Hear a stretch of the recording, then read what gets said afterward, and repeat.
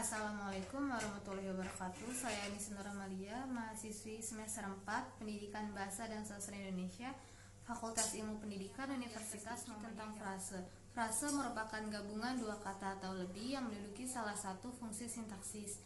Nah, frase ini terbagi jenisnya. Yang pertama ada frase nomina. Frase nomina merupakan frase yang terbentuk dari gabungan nomina-nomina atau kata benda. Frase nomina ini terbagi lagi, ada frase nomina koordinatif dan frase nomina subordinatif. Frase nomina koordinatif merupakan frase yang sederajat atau memiliki kedudukan yang sama. Contoh, dosen mahasiswa, laki-laki perempuan, bulan bintang. Sedangkan frase nomina subordinatif merupakan frase nomina yang tidak sederajat atau tidak memiliki kedudukan yang sama. Contoh, benang jahit, ayam jantan, jarum. Yang kedua ada frase verbal. Frase verbal merupakan frase yang terbentuk dari gabungan verbal-verbal atau kata kerja. Nah, frase verbal sama seperti frase nomina tadi terbagi lagi menjadi dua, ada frase verbal koordinatif dan frase verbal subordinatif.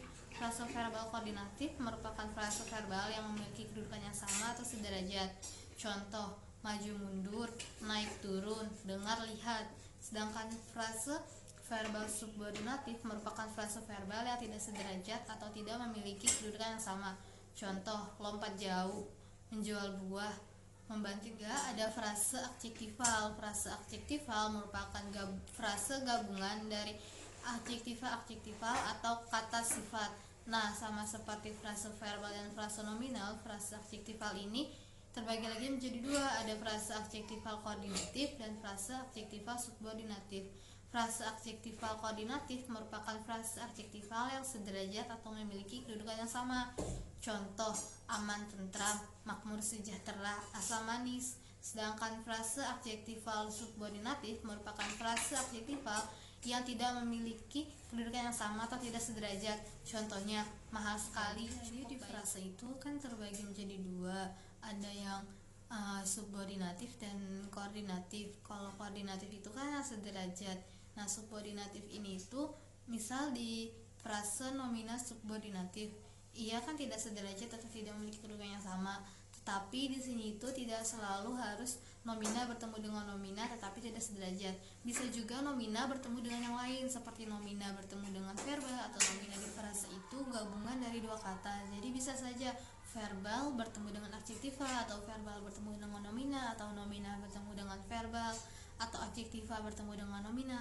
Tetapi arti konteks kata tersebut yang digabungkan masih dalam misal di frase verbal subordinatif, ia bisa saja verbalnya itu bertemu dengan nomina atau bertemu dengan adjektifal.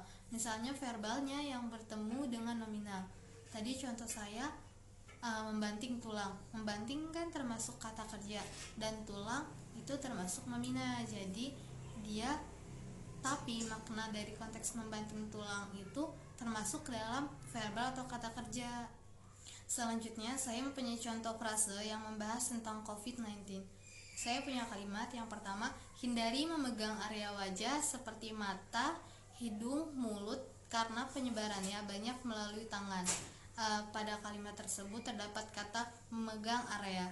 Memegang area termasuk frasa verbal subordinatif karena memegang area tidak memiliki kedudukan yang sama atau tidak sederajat. Selanjutnya pada kalimat tersebut juga terdapat kata mata, hidung, mulut.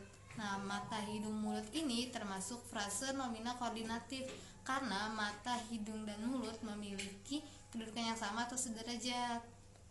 Yang kedua, saya punya kalimat petugas medis kemudian membawa pasien menuju RSUD Abdul Wahab. Nah, pada kalimat tersebut ada kata petugas medis. Petugas medis ini termasuk frase nomina subordinatif karena petugas medis itu tidak sederajat atau tidak memiliki kedudukan yang sama. Pada kalimat yang sama juga terdapat kata membawa pasien. Membawa pasien mengandung frase verbal subordinatif karena membawa pasien juga tidak memiliki kedudukan atau tidak sederajat.